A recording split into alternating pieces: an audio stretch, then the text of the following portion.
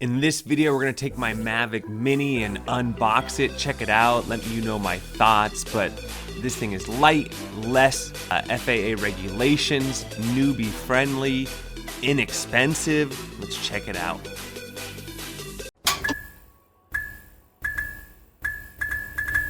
Brand new, $4.99 for this one, which comes with 2 extra batteries and the charger and the blade guards. For $100 less, for $400 you can get it with just the drone, the remote, without the wind guards, and still the case and everything. So if you want to go a little cheaper, you can. I thought it was well worth my money because you could charge these batteries in your car.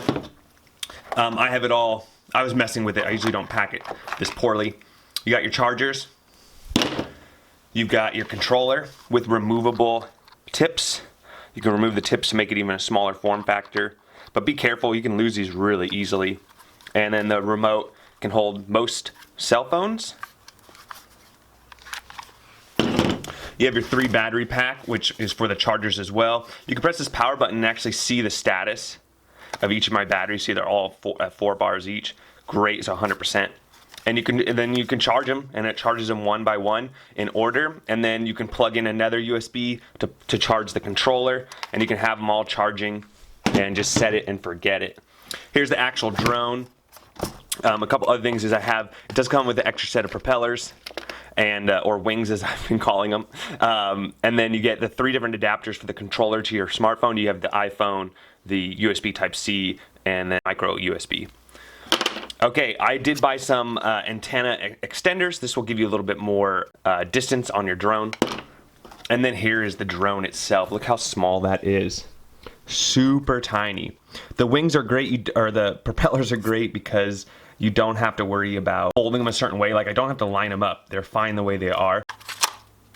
Now it's in, and then the actual SD card as well, which I just leave in there. I leave a little 64, plenty big. Then here's an 8x11 sheet of envelope. I mean, look at that. You can fit probably 4 or 5 of these in there. So DJI knocked it out of the park.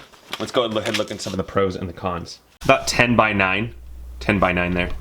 Pros and cons time. Number 1, it's small, compact, and light. 249 grams with the battery. That means that the FAA does not necessarily require you to get a drone piloting license. You still can't fly it in parks and places where it says no drones, but you don't have to worry about any kind of certification or anything like that. And hey, it fits in your freaking pocket if you want it to, but it comes with that cool carrying case.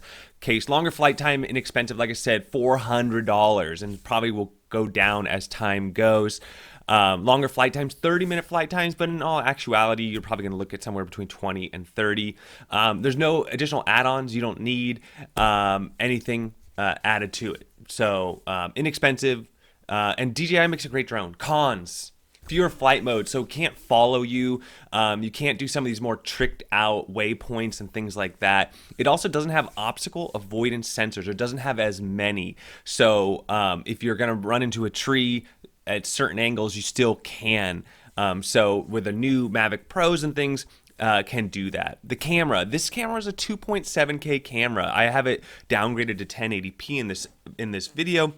But it's plenty good on a bright day. But I have to say that the 4K really is nice as far as zooming in, and having a little extra pixels on your screen can go a long way, especially if you're a professional. Less comprehensive app. Yeah, this uses the DJI Fly app, not the main DJI Mavic and Phantom apps that you've seen in the past. So less features, things like that.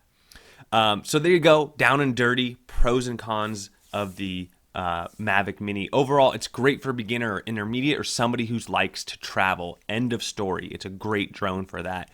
If you're a little more professional, you want some upgrade mobility because you want to turn this into a business or something like that, definitely shell out the money for something a little nicer.